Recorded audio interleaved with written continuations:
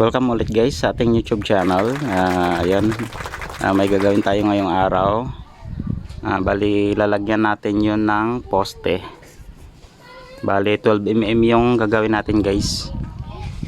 So gagawin natin yung sarili nating bahay.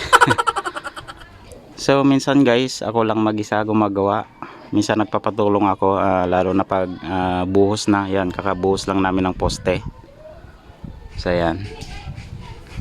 So bali dito tayo sa may second floor. So ayun, maraming salamat nga pala sa pag-like at saka subscribe sa ating munting channel. So simulan natin siya guys. Bali unang gagawin natin, magpuputol tayo ng pang-poste. Tapos gagawa tayo ng ring ng poste mga kalikot. So tara umpisahan na natin siya.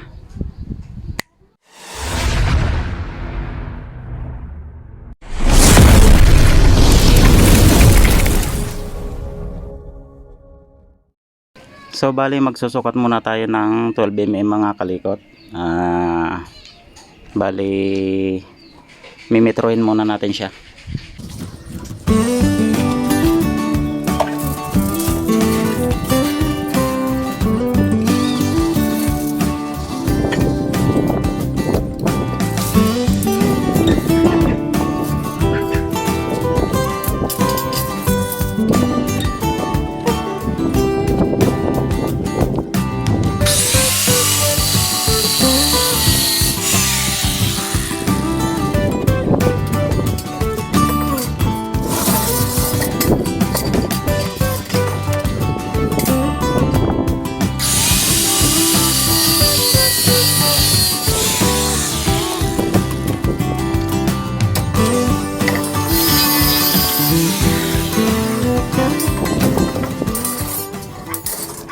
Natapos na natin na putol yung 12mm natin mga kalikot na pang poste. So tag-apat sila. Sunod naman natin guys yung 9mm natin. So bali sa akin kasi last na floor na naman to. 9mm lang yung pang ring natin. Kasi mababa lang din naman yung gagawin nating poste. Bali susukatan naman natin guys yung kanyang ring ng poste. So sukatin na natin siya guys.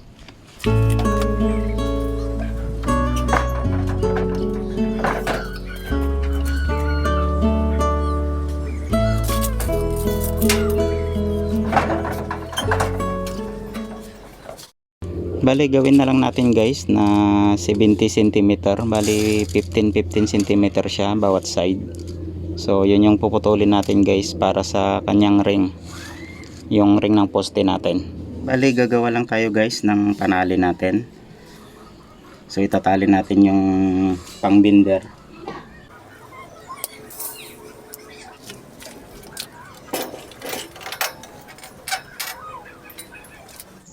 And bali magbe-binder tayo guys. Magbe-binder tayo ng kanyang ring ng poste natin.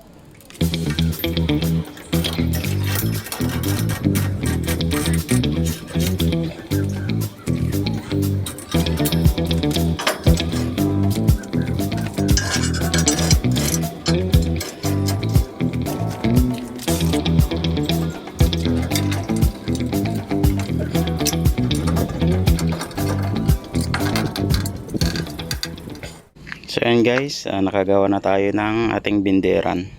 So gagawa tayo ng ring ng poste natin mga kalikot. Magkakating tayo guys ng 70 cm. So yun yung gagawin nating ring ng poste natin. So ang gamitin natin guys yung 9mm. So bali ang gagawin nating sukat ng ring nya 15-16. So magkabilaan na yon. So magkakating muna tayo guys, tapos magsample tayo ng isa.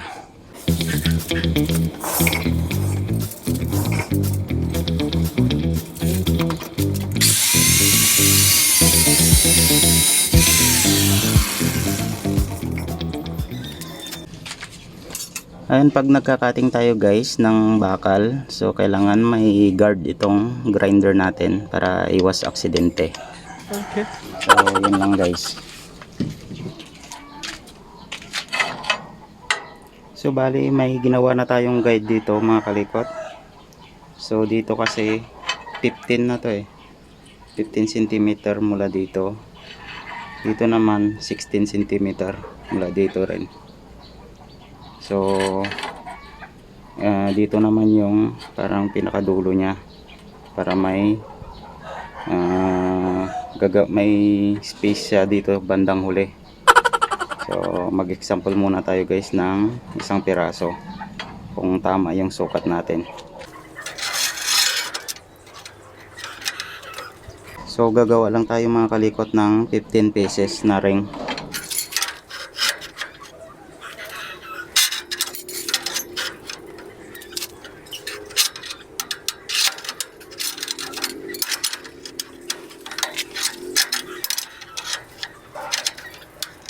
So ganito guys yung sukat natin. So okay na to. Ito yung allowance nya, 5 cm. So gagawa tayo guys mga 15 pieces na ganito. So bali nakaputol na tayo ng 15 pieces mga kalikot. So gawin na lang natin siyang ring. So may mga guide na tayo. So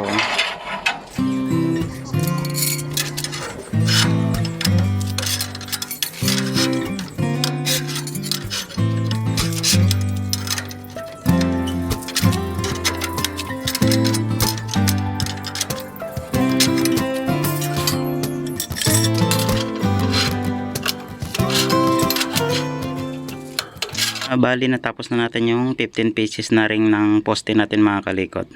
So mamaya guys ikakabit na natin siya doon sa may poste na gagawin natin. The next day.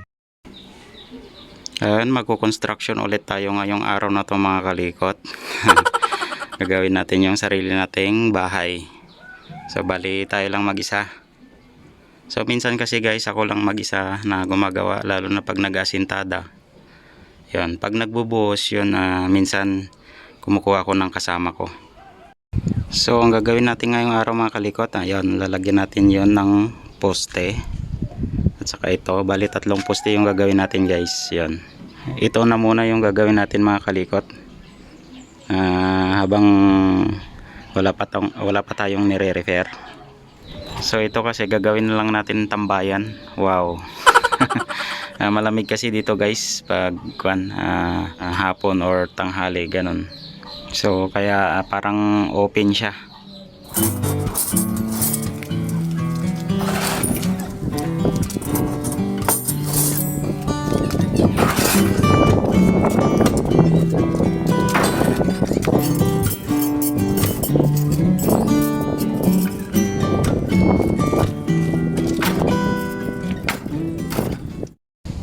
So bali ito yung lalagyan natin ng poste mga kalikot, saka doon sa may dulo. Yan. Saka doon din sa dulo.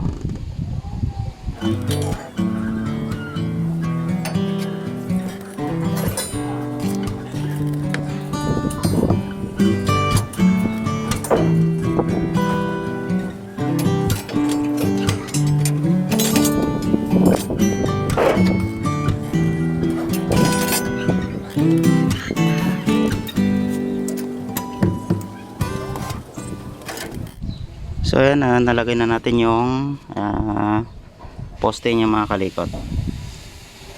So ayan. Ayan, bali gagawa muna tayo ng panali natin mga kalikot. Naubusan tayo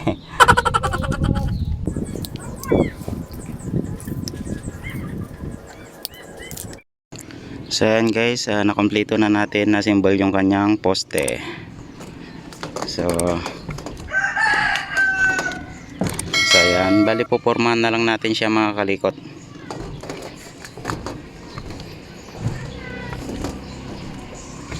So ayan. So ayan guys, pupormahan na natin siya yung poste na ginawa natin. So bali ito na yung ilalagay nating forma. A few moments later. Nalagay na natin yung forma niya sa labas. So ayan. Pati dun sa kabila. So bali dito na lang ulit sa loob natin lalagyan. Yan, bali lalagyan pa natin dito ng forma.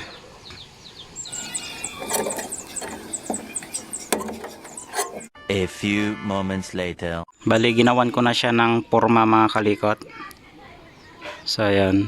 Bali, nagpatulong lang ako nagpabuhos. So, bali, 3 kami nagbuhos. So, tapos na namin siya nabuhusan mga kalikot. Itong 3 poste. So, ayan. Bali, hindi ko kasi kaya pag ako lang mag-isa magbuhos. So, bali, kumuha ko ng kasama ko. So, ayan. Natapos na namin siya nabuhusan mga kalikot. The next day. So yan guys, ito na yung binuhusan natin kagapon. So yan. So magbabaklas ulit tayo ng forma. So yan mga kalikot, kasama ko si Paring GC. Yan, bali maglalagay na kami ngayon ng beam. So siya yung taga-cutting. Ako naman yung taga-bender.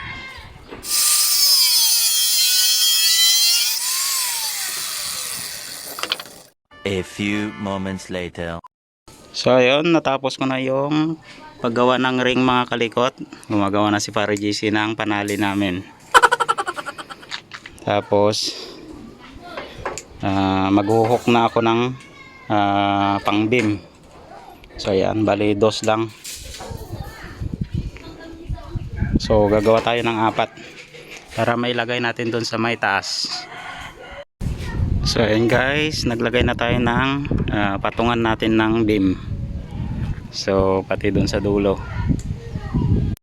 Bali mag-assemble na tayo ng kanyang beam mga kalikot. Much later. So ayan guys, natapos na namin yung isang span ng beam.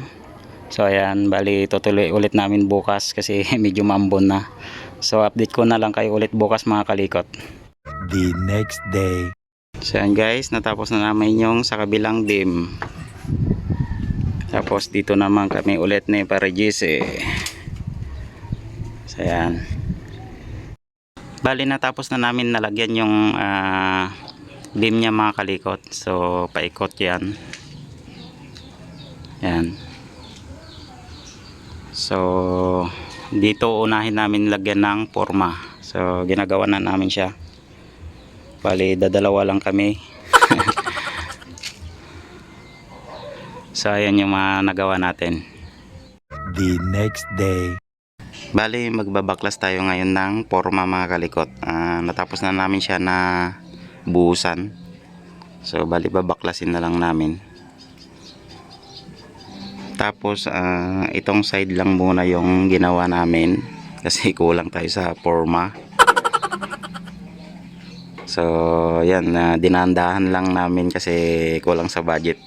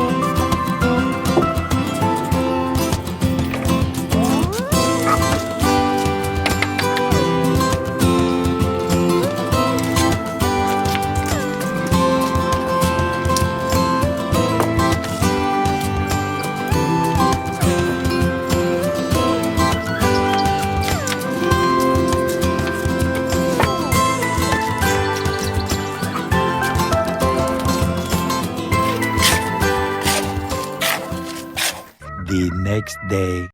So ayun guys, dito na lang sa kabila yung hindi pa namin natatapos. So bali last na beam na yung gagawin namin.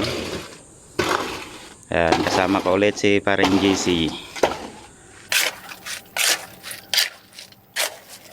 Bali magbubuhos kami ng beam mga kalikot. Ayan. So bali dadalawa lang kami.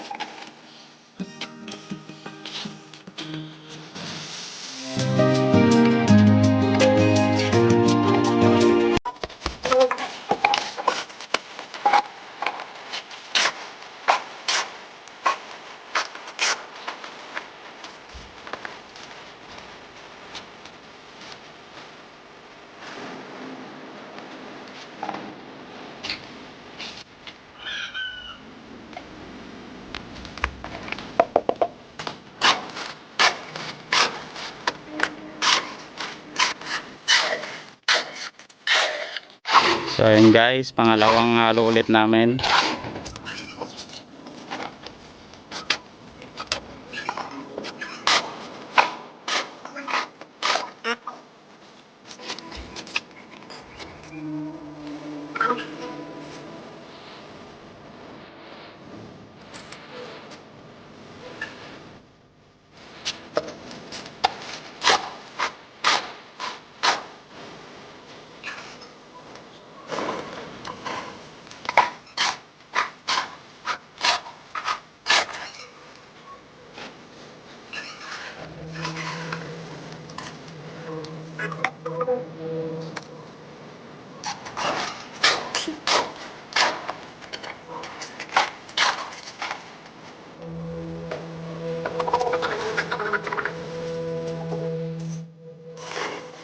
So ayun guys, natapos na namin siya nabuhusan. So bali ang gagawin na lang yung bubungan niya. At least wala na tayong problema sa biga niya mga kalikot. The next day. So update lang tayo mga kalikot. Ayan, magbabaklas tayo ngayong araw ng forma mga kalikot. So ayan, natapos natin siya nabuhusan kagahapon. So kompleto na lahat ng beam natin mga kalikot. Ayan. So dito magdadagdag lang tayo ng 3 patong na hollow blocks. Tapos dito sa side na to at saka ito. So ayan, tapos bubong na siya mga kalikot. So baklasin muna natin yung forma mga kalikot.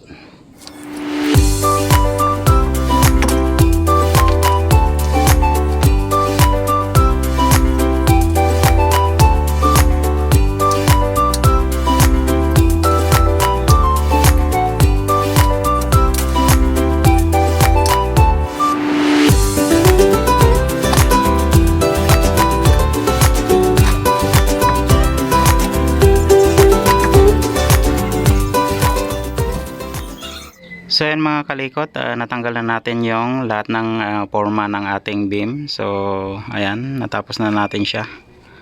So bali bubong na lang yung gagawin natin mga kalikots. Pero magdadagdag pa tayo dito sa bandang kanan natin ng hollow blocks, 3 patong.